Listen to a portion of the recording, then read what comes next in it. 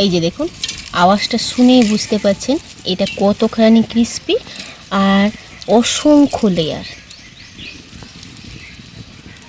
বাজারের কেনা প্যাটিস কিন্তু হার মানবে।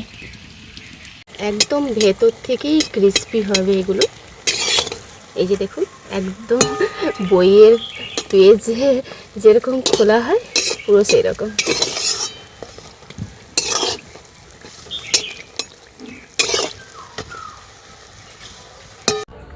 নমস্কার বন্ধুরা, আমার চ্যানেলে আপনাদের সবাইকে স্বাগত।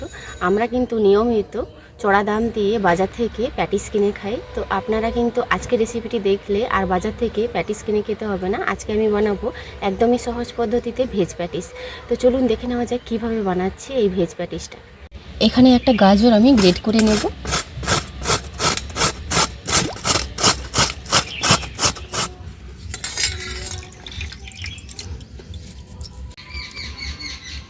গাজরটা গ্রেট করে তুলে নিলাম। এর সঙ্গে একটা ছোট আলু নিয়েছি, সেটাও গ্রেট করে নেব।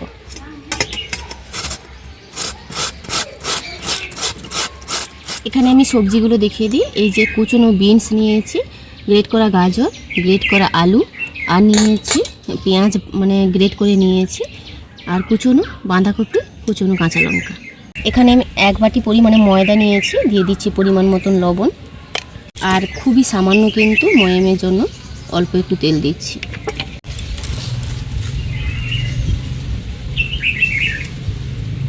এবার নর্মাল টেম্পারেচারে জল দিয়ে একটা টাইট ডো তৈরি করে নেব।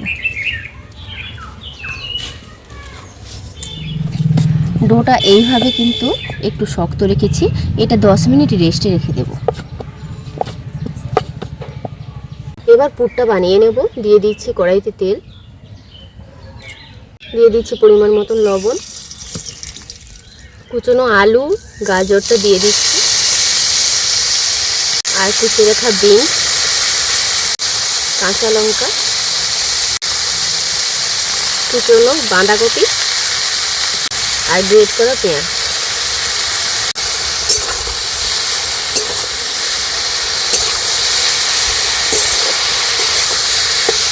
এইভাবে নাড়াচাড়া করে সবজিগুলো ভেজে নিচ্ছি। এরই মাঝে আমি একটা স্পেশাল মশলা দেব, সেটি হলো আমার হাতে বানানো চিকেন পাউডার।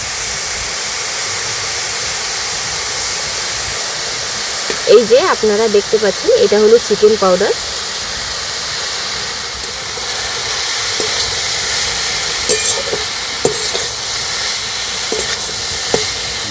সবজিগুলো খুব সুন্দরভাবে সেদ্ধ হয়ে গেছে, এই পর্যায়ে নামিয়ে নেব।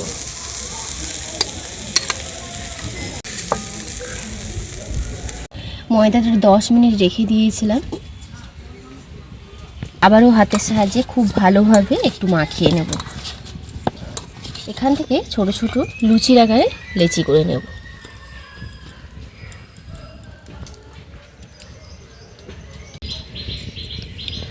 ছোট ছোট সব লেচি করে নিয়েছি। অল্প একটু হাতে তেল নিয়েছি, এটা মাখিয়ে এক সাইড করে রাখবো। একটা বাটির মধ্যে 1 টেবিল স্পুন নিয়েছি কর্নফ্লাওয়ার, সম পরিমাণে দিয়ে দিচ্ছি তেল। খুব ভালোভাবে মিশিয়ে নেব। এবার এই লেচিগুলো লুচির আকারে বেলে নেব।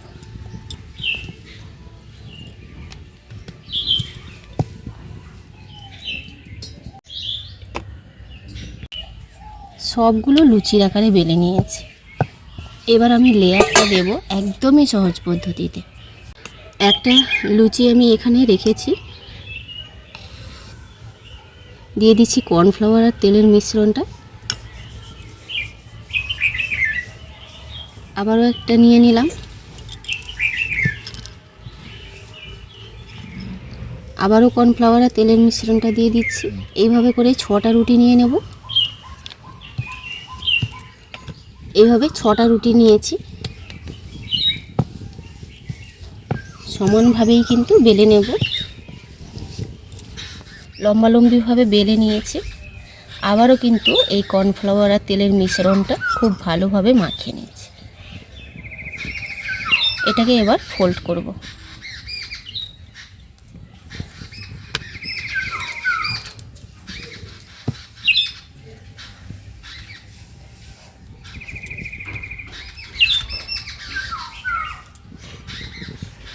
আবারও তেল আর কর্নফ্লাওয়ারের মিশ্রণটা লাগিয়ে নিচ্ছি, আবারও একটা ফোল্ড করে নিলাম।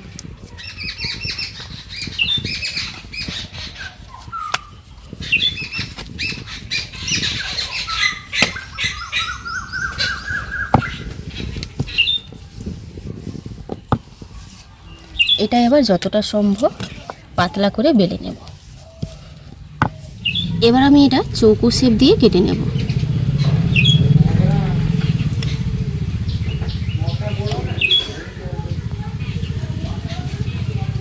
আর আমি ছোট ছোট বানাবো, আপনারা যে যার পছন্দ অনুযায়ী শেপটা দেবেন।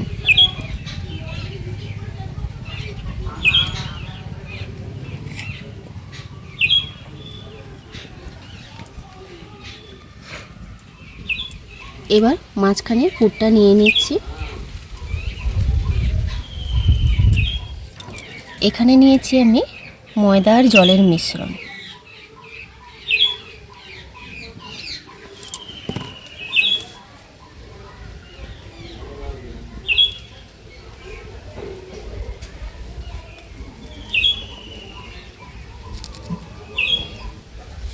ওইভাবে কিন্তু আবারও একটা বানিয়ে নিয়েছি।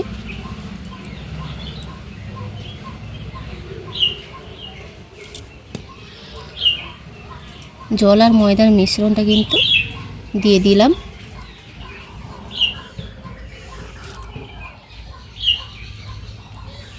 এবার কড়াইতে দিয়ে দিচ্ছি তেল, একটা দিয়ে দেব।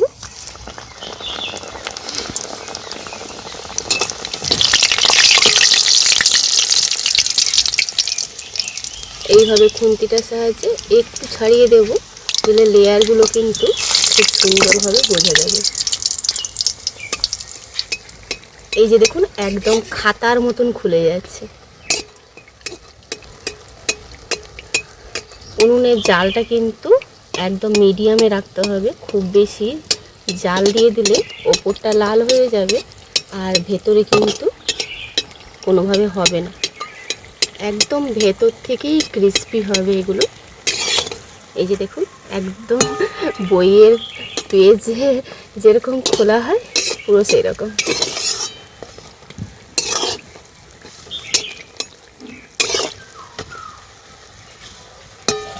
এটা ভেজে নিয়েছি, তুলে নেব। কয়েকটা কোনাকুনিও বানিয়ে নিচ্ছি।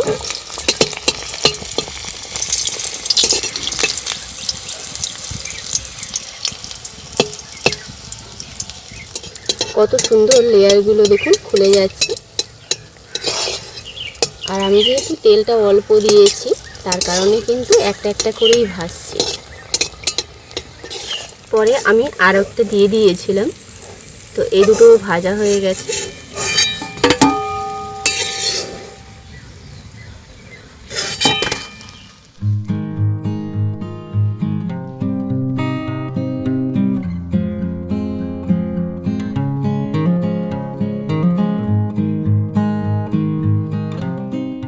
আরও বেশ কয়েকটা ভাজতে বাকি আছে, তো ভাজা হচ্ছে।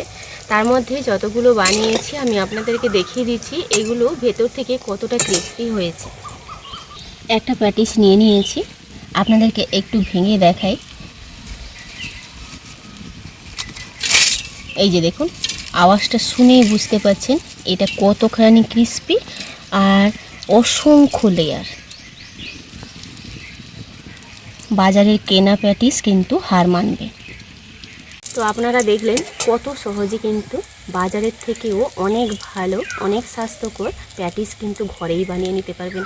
আজকে আমি ভেজ প্যাটিস বানিয়েছি, আপনারা ইচ্ছে মতো পুর দিতে পারেন, চিকেনেরও পুর দিতে পারেন, আবার কেউ চাইলে ডিমের পুরও দিতে পারেন, যে যার পছন্দ অনুযায়ী।